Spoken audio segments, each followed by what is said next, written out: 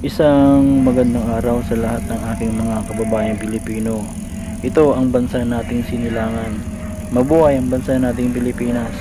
Nandito ako ngayon sa Seaside Mall of Asia, Pasay City, Philippines. Ito po yung mga makikita po natin na mga tanawin po dito. Kaya marami po tayong mga kababayan na laging pumupunta po dito dahil lang gusto po nila makita po yung mga tanawin po dito sa Manila Bay, yung dagat po. Dahil ito lang po yung malapit na dagat po dito sa Metro Manila, ang Manila Bay. Ito guys, ganito po kaganda. Yan, sa pagpapatuloy po ng reclamation at dredging dito sa Manila Bay, ang mga nakagis ng hanap buhay na ng ating mga kababayang Pilipino na minana pa po nila sa kanilang mga ninuno ang pangingisda. Ito po yung mga minana sa kanilang ninuno, ito yung pangingisda po, ay dati sagana po ito sa yamang dagat.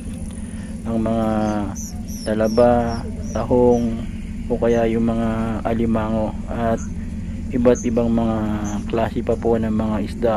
Yan po, ganyan po kasagana noon, na ngayon ay unti-unti nang nawawala ang kanilang kabuhayan. Yan guys, yung mga may isda po natin dito, dahil po ito sa reclamation project po. Simula nang dumating ang mga naglalakihang barko, kung makita po natin dyan, napakaraming barko po dyan sa Manila Bay. Ang mga barkong malalaki, sila po yung mga nagdi-dredge po ng buhangin. Sila po yung nag-uukay ng buhangin.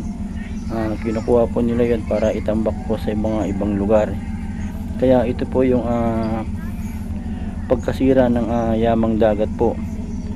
Ang idinudulot po ng proyekto ng dredging, ang dredging ay yung pag sisipsip po ng buhangin, at tinatawag itong reclamation sa mga karagatan ng mga iba't ibang parte ng Kamaynilaan. Sa mga kababayan po natin na hindi pa po nakakalam na ang dredging o paghuhukay ng buhangin sa ilalim ng dagat ay isang proseso po ng reclamation sa Manila Bay.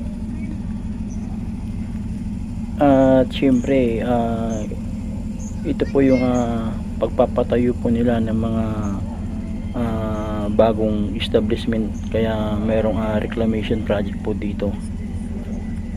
Ang sabi po nila, ito ay mapaminsalang proyekto dahil ang sinisira po nito yung yamang dagat po natin. Yan po, at patunay dito yung tuluyang paglabo po ng tubig at paglakas ng mga alon dulot ng dredging. Yung dredging po yung paghuhukay po ng buhangin at ikinakarga po sa mga malalaking barko at itinatambak po yon sa mga iba't ibang lugar po dito sa Manila Bay. Yan po, dahil po sa dredging at reclamation po, libo-libong mga mangingisda po yung mga nalungkot po at nawalan po ng mga kanilang hanap buhay, yung pagpapaaral sa kanilang anak, yung pang araw-araw nilang ikinabubuhay. Ito na po yung isang napakasakit na pangyayari sa ating mga kababayang mangingisda po dito sa Kamaynilaan. Yan guys, dahil sa reclamation at sa dredging, dahil ang dredging po hinuhukay niya po yung mga buhangin at sinisira po yung mga coral. Yan po yung ating mga kababayan na namamasyal po dito, at sobrang saya ng bawat isa dito na namamasyal. Ganyan po sila kasaya kapag nakikita ang Manila Bay. Kung dati po sagana sa yamang dagat ang Manila Bay, pero ngayon kumunti na ang mga isda at lamang dagat dahil sa paglalim ng lupa ng dagat at pagkasira ng mga corals. Yan po yung mga nagiging dahilan at sanhi po Dati marami daw talagang nahuli ditong mga alimasag. Yan, tahong, talaba at batutoy, kung alam nyo po yung batutoy guys. Yan po. Kaya ang mga nagsasacrifice po dito, nagsasakripisyo po dito yung mga kababayan po natin na mangingisda po dito, na minanapa talaga nila sa kanilang mga ninuno kung paano manghuli ng mga yamang dagat po dito guys. Yan po, kaya maraming apektadong mga